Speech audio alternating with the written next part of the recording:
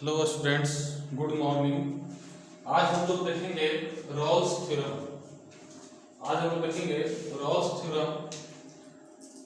हम लोग ने पिछला क्लास में डिफरेंशिएशन का पूरा कंप्लीट किया। Differentiation second order derivative complete किए हम लोग। अब उसके बाद अगला टॉपिक आता है Rolle's theorem and LMB theorem. ठीक है, तो अब उस रॉल्स थ्योरम और एलएमबी थ्योरम में सबसे पहले हम लोग पढ़ते हैं रॉल्स थ्योरम। तो रॉल्स थ्योरम जो है वो स्टेटमेंट इसका है रॉल्स थ्योरम का। रॉल्स एक गणितज्ञ थे, उन्हीं के नाम पर दिया गया है। तो स्टेटमेंट है इनका कि यदि कोई फलन एफ बंद अंतराल a से b में संतत हो, खुला अंतराल a से b में अवकलनीय हो। ये देखिएगा, खुला अंतराल में क्या है, ओपन है, मतलब छोटी कोष्ट क्लोज में बड़ी कोष्ट। ठीक है, तो खुला अंतराल a से b में अवकलनीय हो तथा f ऑफ a बराबर f ऑफ b हो। ध्यान दीजिएगा, पहला कंडीशन, दूसरा कंडीशन और तीसरा कंडीशन f ऑफ a बराबर f ऑफ b हो। अगर f ऑफ a और f ऑफ b दोनों बराबर हो तो कम से कम एक बिंदु C अवश्य मिलेगा जहां a का मान, c का मान जो होगा वो a से बड़ा और b से छोटा। यानी कहने का मतलब कि a और b के बीच में होगा, ताकि जैसा कि f dash c equal to 0 होगा। जो मान मिलेगा हम लोग f dash c equal to क्या मिलेगा हमको, 0 होगा वहां पे। ठीक है, यानी अब देखिए थोड़ा समझिएगा इसमें क्या क्या टर्म आया है। टर्म है बंद अंतराल। बंद अंतराल कहने का मतलब ये हुआ हमको, जैसे कोई कहे क्लोज इंटरवल, और हम लोग क्लोज इंटरवल मार्क देखते हैं, जैसे दे दिया 3 से 10। ठीक है, क्लोज इंटरवल 3 से 10। और क्लोज इंटरवल 3 से 10 कहने का मतलब, इसका मतलब ये हुआ कि 3 से लेकर के 10 तक, 3 से लेकर के 10 तक। ठीक है, यानी कि 3, 4, 5, 6, 7, 8, 9, 10 तक। ठीक है, और इसी का ओपन इंटरवल को कहते हैं ओपन इंटरवल। तो ओपन इंटरवल 3 से 10, तो इसका मीनिंग जो होता है ये 3 से 10 के बीच में होता है, यानी 3 और 10 के बीच में। ध्यान दीजिएगा, देखिएगा क्लोज इंटरवल और ओपन इंटरवल क्या दोनों में फर्क है। क्लोज इंटरवल मतलब होता है बंद अंतराल, और बंद अंतराल मतलब 3 से 10 तक, यानी कि इसमें 3 भी इंक्लूड है और 10 भी इंक्लूड है। और इसमें 3 इंक्लूड नहीं है, दोनों एक्सक्लूड है, यानी कि दोनों को छोड़ना है, 3 और 10 के बीच में लेना है ना। तो इसी प्रकार से मान के चलिए कि दिया रहेगा आपको a और b कुछ दिया रहेगा। ठीक है, तो इसी समझ में आया बंद अंतराल और खुला अंतराल। तो बंद अंतराल का साइन होता है क्लोज इंटरवल, खुला अंतराल का होता है ओपन इंटरवल। अब एक टर्म आया है इसमें कंटीन्यूअस, संतत। तो संतत जो है वो पढ़ना है हम लोग का इसी चैप्टर में, कंटिन्यूटी है चैप्टर। कंटिन्यूटी का कंडीशन क्या होता है, देखिएगा थोड़ा सा। कंटिन्यूटी का कंडीशन कहता है यदि कोई फंक्शन f(x) बराबर मान लीजिए 3x² + 2 है। ठीक है, तो ये फंक्शन जो है f(x) फंक्शन का कंडीशन है कि LHL बराबर RHL बराबर f ऑफ a होना चाहिए, तीनों। जैसे मान के चलिए कि f(x) एक फंक्शन दिया है। ठीक है, कहेगा इसको कि to check continuity at x बराबर 1। ठीक है, इसको दे देगा कि to check continuity at x बराबर 1। तो x बराबर 1 पे हम लोग चेक करेंगे कंटिन्यूटी के। LHL मतलब होता है लेफ्ट हैंड लिमिट 1 से छोटा और राइट हैंड लिमिट 1 से बड़ा, और f ऑफ 1 तो 1। ठीक है, समझा बात के। तो कंटिन्यूटी चेक करने का एक फार्मूला होता है, एक कांसेप्ट है कि यदि LHL बराबर RHL बराबर f ऑफ a हो तो कंटीन्यूअस होगा, और यदि नहीं होगा तीनों में से बराबर तो क्या होगा, डिसकंटीन्यूअस होगा। अब एक टर्म है डिफरेंशिएबल, ये है अवकलनीय। तो अवकलनीय का कंडीशन है, जैसे हम लोग शुरू से पढ़ते आ रहे हैं, 10th क्लास तक हम लोग पढ़े हैं LHS बराबर RHS। ठीक है, हम लोग यहाँ LHS पढ़े मतलब लेफ्ट हैंड साइड और राइट हैंड साइड। ठीक है, तो अब यहाँ पर हम लोग आगे पढ़ना होता है लिमिट LHL और RHL। ये लिमिट का कंडीशन है, अगर ये दोनों इक्वल हो तो लिमिट बताया जाता है कि दोनों जब इक्वल हो तो लिमिट एग्जिस्ट करेगा, यानी कि लेफ्ट हैंड लिमिट और राइट हैंड लिमिट। और इसी के बाद एक टर्म आता है LHD और RHD, इसको बोलते हैं लेफ्ट हैंड डेरिवेटिव और राइट हैंड डेरिवेटिव। तो अगर यदि लेफ्ट हैंड डेरिवेटिव और राइट हैंड डेरिवेटिव दोनों इक्वल हो तो कहेंगे कि क्या है, वो फंक्शन x बराबर a पर अवकलनीय है। या कोई भी चीज दिया रहेगा, पॉइंट दिया रहेगा, उसमें क्या होगा, अवकलनीय होगा। यानी कहने का मतलब हमारा ये हुआ कि हम लोग शुरू से पढ़ते आ रहे हैं कि जब LHS बराबर RHS हो तो का आइडेंटिकल होता है, ठीक है। तो इसी प्रकार से LHS बराबर RHS हो तो लिमिट एग्जिस्ट कर जाएगा, LHS बराबर RHS होगा तो डिफरेंशिएबिलिटी एग्जिस्ट करेगा, और LHL बराबर RHL बराबर f ऑफ a तीनों इक्वल हो तो कंटिन्यूटी एग्जिस्ट करेगा, यानी कि कंटीन्यूअस होगा, ठीक है। तो इसी प्रकार से जो है हम देखेंगे, इस चीज का चर्चा हम चैप्टर बाय चैप्टर करेंगे। लिमिट हम लोग को पढ़ना है 11th में, और कंटिन्यूटी 12th में चैप्टर है, और डिफरेंशिएबिलिटी भी 12th का ही है, हम लोग पढ़ेंगे, उसको तो बारीकी से पढ़ेंगे डिटेल, और उसको समझ में आएगा।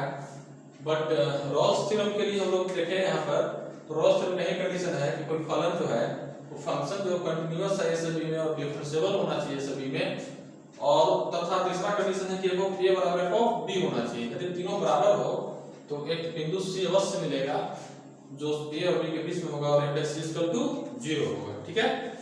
अब हम लोग थोड़ा सा इसको देखते हैं, एक एग्जांपल से समझते हैं, या फिर इसको हम थोड़ा सा ज्योमेट्रिकल मीनिंग भी देख सकते हैं कहें तो।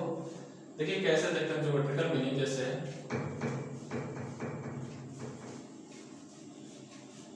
क्लियर हुआ।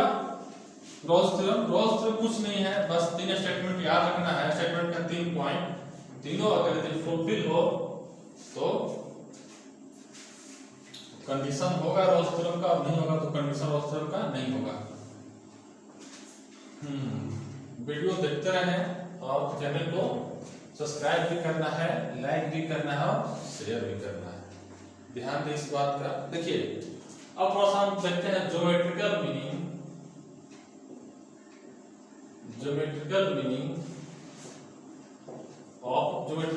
Of Rolle's theorem.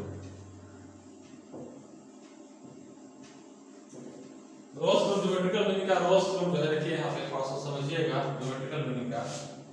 देखिए ये कोई कर्व है, y बराबर fx है ये, ठीक है, और x बराबर a है और x बराबर b है, और यहाँ पे क्या है, टेंजेंट है, इसको हम बोलेंगे tangent. x axis, y axis और 0। एक और कर्व हम लेते हैं यहाँ पर, देखिए ये कर्व लिए हम लोग, एक और यहाँ पे कर्व लिए हैं, तो इसका कंडीशन क्या है देखिएगा, ये x बराबर a है और ये भी x बराबर b है, ये x है और ये y है, ये 0 है, ठीक है।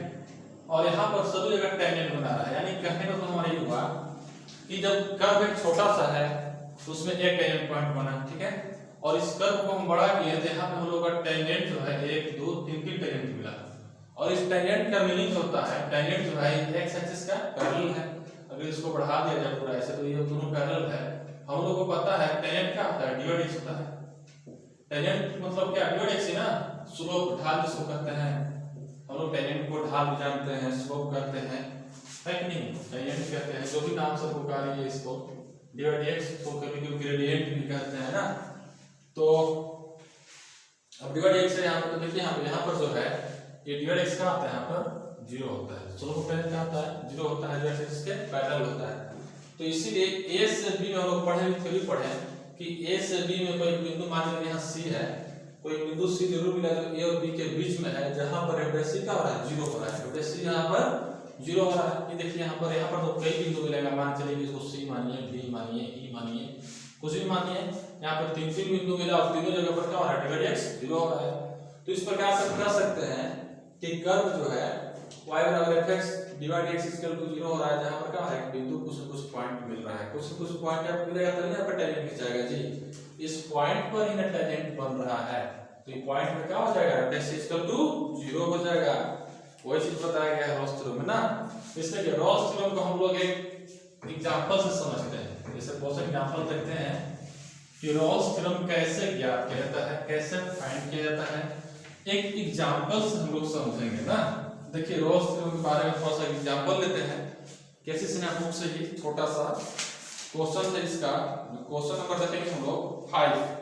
देखिए क्या दिया हुआ है, 5 है, एक्सरसाइज 0.1 का है, क्या है कि fx equal to x square minus 4x plus 3 in interval दिया हुआ है, इन इंटरवल 1 to 3 कह रहा है कि वेरीफाई रोल्स थ्योरम। देखिए यहाँ पे verify Rolle's theorem, verify Rolle's theorem. अब देखिए यहाँ पे ये दिया हुआ है वेरीफाई रोल्स थ्योरम, तो हम इसको कैसे बनाएंगे देखिएगा थोड़ा। वेरीफाई रोल्स थ्योरम है, देखिए क्या करेंगे हम लोग। सबसे पहले हम लोग जो है इसको लिखेंगे f of x equal to x square minus 4x plus 3, इसको फर्स्ट मान लेंगे, ठीक है। फिर इसका हम लोग f डैश x निकालेंगे ना, तो f डैश x तो हो जाएगा, क्या हो जाएगा 2x माइनस 4, इसको मान लेंगे सेकंड, ठीक है। हम लोग फर्स्ट सेकंड मान लिए। अब हम लोग यहां से और दिया हुआ है क्या है, यहाँ पे लिखेंगे हम लोग क्या कि we know that हम लोग रोल्स थ्योरम लगा रहे हैं ना, तो रोल्स थ्योरम का कंडीशन होता है कि पहला क्या होना चाहिए कंटीन्यूअस, दूसरा डिफरेंशिएबल और तीसरा f of a बराबर f of b। तो पहले वो लिखेंगे कि we know that polynomial function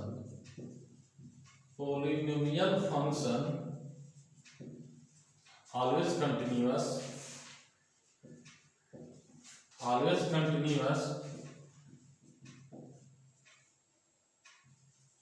and differentiable। ध्यान दीजिएगा, हम लोग जानते हैं कि पोलिनोमियल फंक्शन जो है हमेशा कंटीन्यूअस एंड डिफरेंशिएबल होता है हमेशा। जैसे देखिए अब यहाँ पर हम इसे लिख रहे हैं कि अब हमें यहाँ पे कंटीन्यूअस में दिखाने जाएंगे। अब LHL RHL f of a, फिर डिफरेंशियल निकालेंगे LHD RHD, वो नहीं करेंगे हम लोग। इस चीज को इससे नहीं करेंगे क्योंकि हम लोग कंटिन्यूटी का एक प्रॉपर्टी होता है कि all polynomial function is continuous. Differentiable का प्रॉपर्टी होता है कि all polynomial function is differentiable. तो इसी प्रकार से लिखेंगे हम लोग, यहाँ पे लिखेंगे कि f of x बराबर x square minus 4x plus 3 is continuous in closed interval का 1 to 3 and differentiable open interval का 1 to 3, ठीक है। ये हम लोग लिखना होगा, पहला स्टेप लिखना होगा। लिखेंगे हम लोग कि f(x) equal to x square minus 4x plus 3 is continuous in closed interval 1 to 3 and differentiable in open interval 1 to 3, ठीक है। अब देखिए यहाँ पे नाउ f of a निकालेंगे, f of a। तो f of a जो है a बराबर क्या दिया है, देखिए यहाँ पे दिया हुआ है ये मान a है, ये क्या है b है। तो f of a बराबर क्या है, f of 1 है का मान, f of 1 इसको पुट करेंगे क्या हो जाएगा 1 का स्क्वायर माइनस 4 इंटू 1 प्लस 3, यानी 1 माइनस 4 प्लस 3, ठीक है। तो देखिए तो 3 प्लस 1 क्या होता है 4 माइनस 4 क्या हो जाएगा 0। अब f of b निकालेंगे, f of b क्या है बाबू, यहाँ पे f of b क्या है 3, f of 3 निकालेंगे। तो f of 3 जो है क्या हो जाएगा 3 का स्क्वायर माइनस 4 इंटू 3 और प्लस 3, यानी क्या हो जाएगा 9 माइनस 12 प्लस 3, 9 3 क्या होता है 12 और माइनस 12 भी हो जाएगा 0। यानी देखिए यहाँ पर f of a बराबर f of b हो गया। यानी कि हमारा रोल्स थ्योरम का कंडीशन कहता है पहला कि फंक्शन कंटिन्यूटी होना चाहिए, कंटिन्यूअस होना चाहिए। फिर दूसरा कहता है कि डिफरेंशिएबल होना चाहिए और तीसरा कहता है कि f of a बराबर f of b होना चाहिए। तो लिखेंगे कि हियर रोल्स थ्योरम एप्लीकेबल। यहाँ पे हम लोग को क्या हो रहा है रोल्स थ्योरम एप्लीकेबल हो गया ना। तो जब रोल्स थ्योरम एप्लीकेबल हो गया तो लिखेंगे कि at least one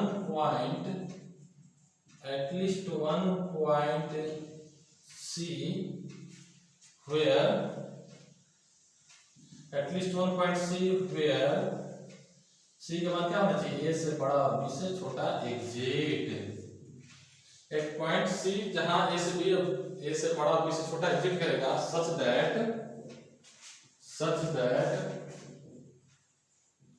f dash c is equal to 0।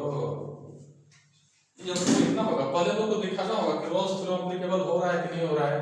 तो पहले हम चेक करें कि रोल्स थ्योरम एप्लीकेबल हो गया, और जब रोल्स थ्योरम एप्लीकेबल हो गया तो हम लोग इसमें लिखेंगे कि at least one point c exist such that f dash c is equal to 0। तो f dash c देखिए यहाँ पे f dash x निकाल चुके हैं, इसमें हम लोग c पुट करेंगे। तो जब हम लोग f dash c पुट करेंगे f dash c is equal to हम चलेंगे फ्रॉम सेकंड से, देखिए f dash x तो f dash c तो एफ डैश सी क्या हो जाएगा यहाँ पे, एफ डैश सी का मान क्या हो जाएगा 2c माइनस 4 इक्वल टू 0। क्या करेंगे हम, जैसे देखिए यहाँ पे एफ डैश x है तो यहाँ x है, यहाँ एफ डैश सी करेंगे तो एफ डैश सी क्या हो जाएगा 2c माइनस 4 हो जाएगा। तो यहाँ पे 2c माइनस 4 बराबर 0, तो 2c बराबर 4, c बराबर क्या हो गया 2, c का मान कितना गया 2। देखिए तो c एक बिंदु c जो है वो 2 1 से 3 के बीच में आता है कि नहीं आता है, तो लिखेंगे कि हियर c बराबर 2 बिलोंग्स टू कहां से कहां 1 2 3, हेंस रोल्स थ्योरम वेरीफाइड। ये हम लोग को दिखाना था, ऐसे बनाना था, समझ में आया बात को। यानी कहने का मतलब हमारा ये हुआ कि जब भी हम लोग रोल्स थ्योरम का एप्लीकेबल कांसेप्ट लगाएंगे तो पहले हम देखेंगे फंक्शन क्या है, कंटीन्यूअस है, डिफरेंशिएबल है, और फिर f ऑफ a बराबर f ऑफ b है। इतना देखने के बाद हम लोग such that at least one point c exist f dash equal to 0, फिर हम लोग का c का मान निकल गया, तो रोल्स थ्योरम का हो गया वेरीफाई हो गया। इसी प्रकार से वेरीफाई करना है। अब हम लोग देखेंगे एलएमवी थ्योरम ना, अब हम लोग एलएमवी थ्योरम देखते हैं। अब देखिए हम लोग थोड़ा सा एलएमवी थ्योरम से पहले एक नोट्स पढ़ लेंगे। नोट्स क्या कहता है कि रोले का प्रमेय का विलोम सत्य नहीं होता है। नोट्स जो है यही है कि रोले का प्रमेय विलोम सत्य नहीं होता है।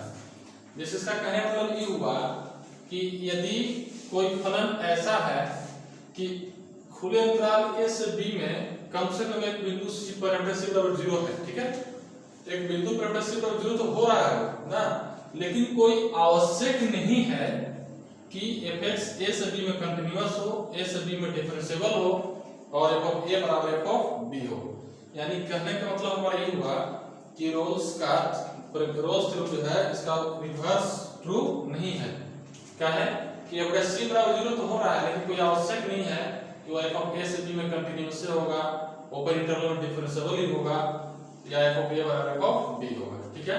यानी इसका नोट पॉइंट है क्या रखना है, हम याद रखेंगे इस पॉइंट को, हम लोग याद रखेंगे कि हाँ इसका रिवर्स ट्रू नहीं है, ठीक है। अब देखिए अब हम लोग पढ़ेंगे LMV theorem, Lagrange mean value theorem. अब हेडिंग देंगे हम लोग लैग्रांज मीन वैल्यू थ्योरम। इसको हम लोग शॉर्ट में कहते हैं एलएमवी थ्योरम, एलएमवी थ्योरम, ठीक है। Lagrange mean value theorem,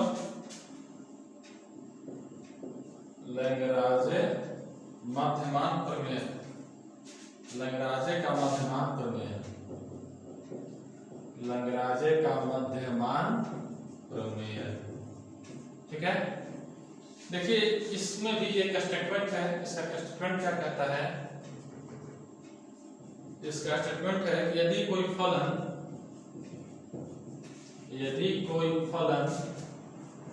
f of x, यदि कोई फलन f ऑफ x वाला बंद अंतराल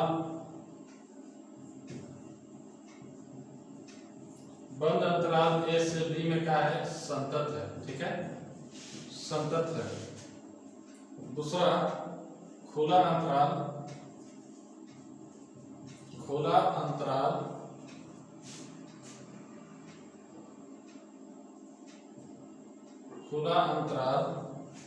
a से b में अवकलनीय है, ठीक है।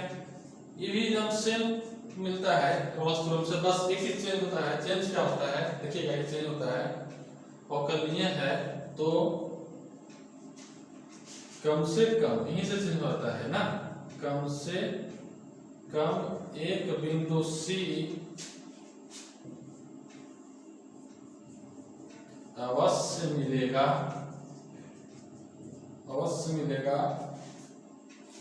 कम से कम एक बिंदु C अवश्य मिलेगा जहां C का मान जो होगा वो A से बड़ा और B से छोटा, जहां f डैश C बराबर क्या होगा f of b minus f of a बटा में b माइनस a। अब देखिए इस चीज को, यही है यहाँ पे और कुछ नहीं है। जैसे कह रहा है स्टेटमेंट दिया हुआ है यहाँ पे कह रहा है कि यदि कोई फलन fx जो है बंद अंतराल a से b में संगत है, खुला अंतराल a से b का अवकलनीय है, तो कम से कम एक बिंदु C अवश्य मिलेगा जो a और b के बीच में तो होगा ही होगा, और जहां ताकि f' बराबर f of b minus f of a बटा में b माइनस a। अब रोल्स में क्या था कि रोल्स में था कि f' बराबर 0 होता था, ठीक है, और इसमें एक और चीज था कि f ऑफ a बराबर f ऑफ b होना चाहिए। इसमें ऐसा कोई जरूरी नहीं है कि f ऑफ a बराबर f ऑफ b हो या क्या हो। समझ आ रहा है बात को? यहाँ पे f ऑफ a बराबर f ऑफ b से मतलब नहीं है, यहाँ पर डायरेक्ट हम लोग डिफरेंशिएशन कंटीन्यूअस फिर डिफरेंशिएबिलिटी और उसके बाद हम लोग f' बराबर f of b minus f of a बटा b माइनस a से f' का मान ज्ञात करेंगे। समझ में बात के? f' यहाँ पे होता है इस तरीके से। चलिए देखिए हम एक देखते हैं इसका ज्योमेट्रिकल मीनिंग थोड़ा सा देख लेते हैं, है ना, क्या कहता है geometrical meaning.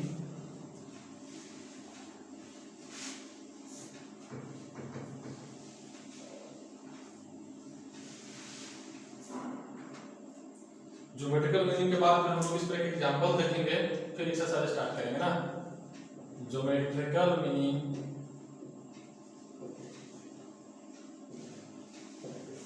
Of LMP, geometrical meaning of LMP। देखिएगा यहाँ पे क्या है ज्योमेट्रिकल मीनिंग ऑफ LMP, क्या कह रहा है ऐसे, एक कर्व है इस तरीके से,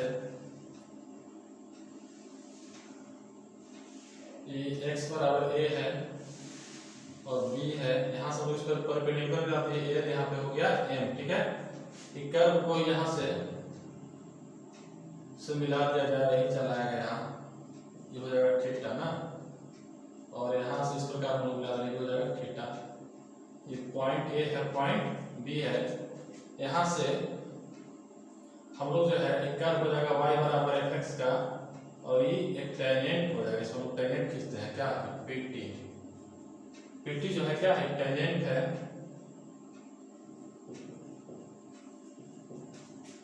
टेंजेंट है y बराबर fx का कर्व है, ठीक है।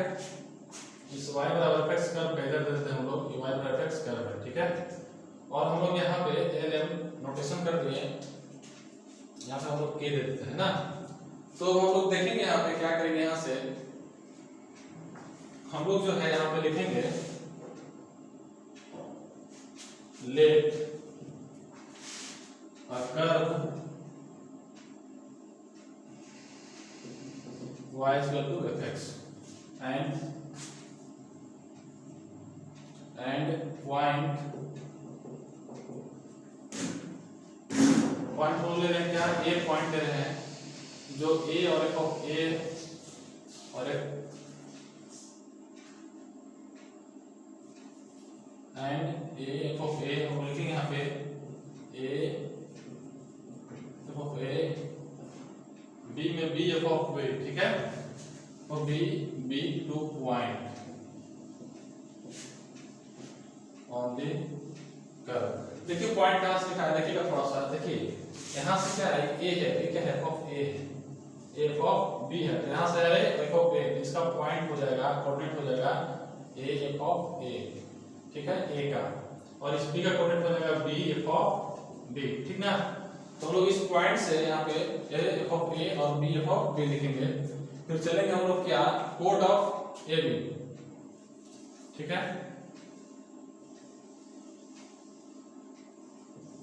कोड ऑफ AB क्या लिखेंगे हम लोग, कोड AB क्या होता है यहाँ पे, अगर जो भी हम लगाएंगे कोड ऑफ AB का कॉन्सेप्ट लगाएंगे यहाँ पे, तो फिर हम लोग जो है यहाँ से हम लोग जो है यहाँ पर क्या करेंगे,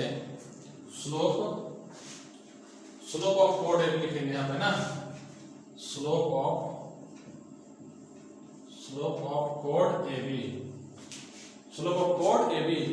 और जब हम स्लोप ऑफ कोड AB लिखेंगे तो देखिए अभी स्लोप क्या हो जाएगा, यहाँ पे थीटा है तो tan थीटा हो जाएगा, क्या हो जाएगा, tan थीटा इक्वल टू, तो क्या होता है p बाई b, तो p क्या हो जाएगा bk और b क्या हो जाएगा ak, bk बाई ak, ठीक है।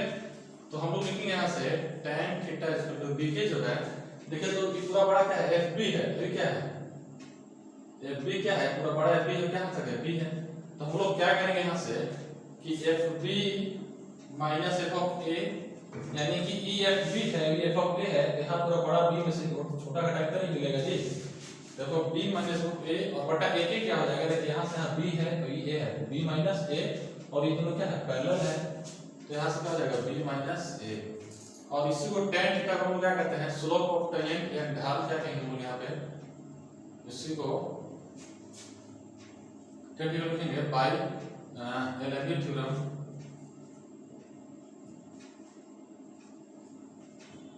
क्या हो जाएगा tan थीटा बराबर f of b minus f of a by b minus a बराबर हम लोग प्लस इसको c कर सकते हैं प्लस c, ठीक है। इसी प्रकार से हम लोग जो है मान यहाँ पे निकालते हैं प्लस c का।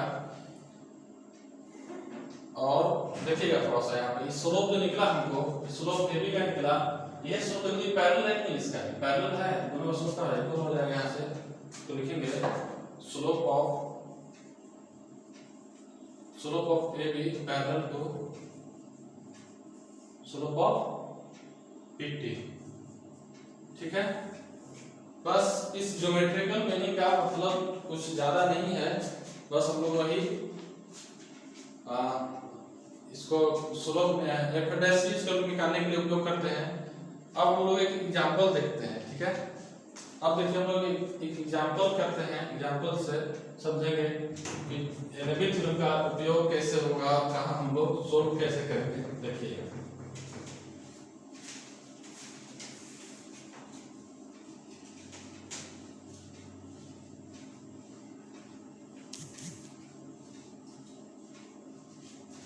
ज्योमेट्रिकल मीनिंग बस समझना है कि कैसे आता है इसका मान, उसी को भी हम बताएं, बाकी विशेष कुछ इसका रोल नहीं है। अब देखिए आगे खासकर 12th लेवल पर, हायर पर तो रोल होगा ही।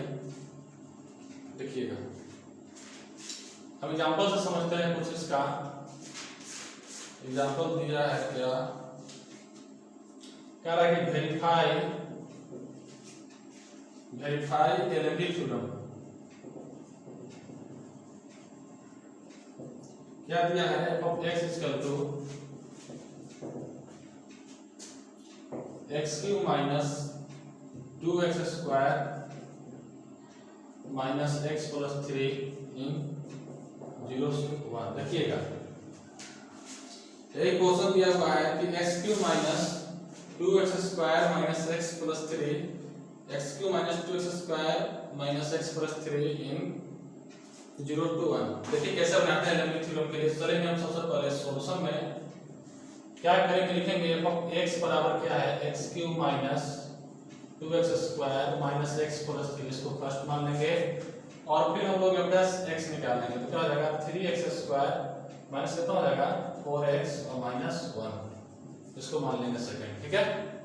यहाँ पे x की जगह 3x स्क्वायर, x स्क्वायर का 2x into 2 4x हो जाएगा और x का माइनस 1 3 का तो 0 हो जाएगा कांस्टेंट। लिखेंगे हियर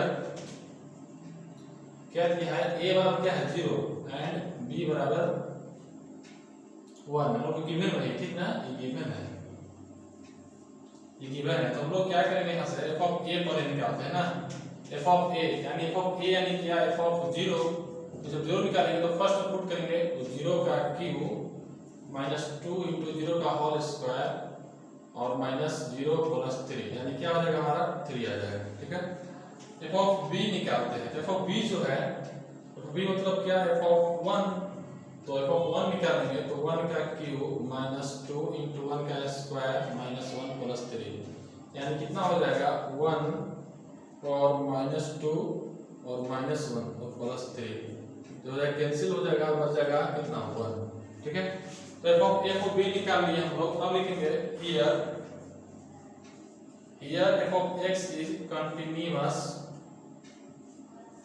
in closed interval कहाँ 0 से 1 and differentiable open interval 0 से 1, ठीक है। इसमें f of a और f of b नहीं देना है, यहाँ पे नहीं निकालना है, मतलब f of बराबर नहीं दिखाना है, तो f of x is continuous and differentiable ही दिखाना है। लिखेंगे here एलेंबी थ्योरम एप्लीकेबल, ठीक है। एप्लीकेबल करेंगे यहाँ से एलेंबी थ्योरम को, लिखेंगे at least one point at least 1 point C exit such that f dash C is equal to f of b minus f of a बटा में b minus a, यही ना है। such that f dash C is equal to f of b minus f of a बटा b minus a। तो अब f dash C जो है, f dash C देखिए यहाँ पे f dash x निकाल चुके हैं, तो हम f dash C करेंगे तो क्या हो जाएगा, फ्रॉम सेकेंड से क्या हो जाएगा, f dash x का 3c स्क्वायर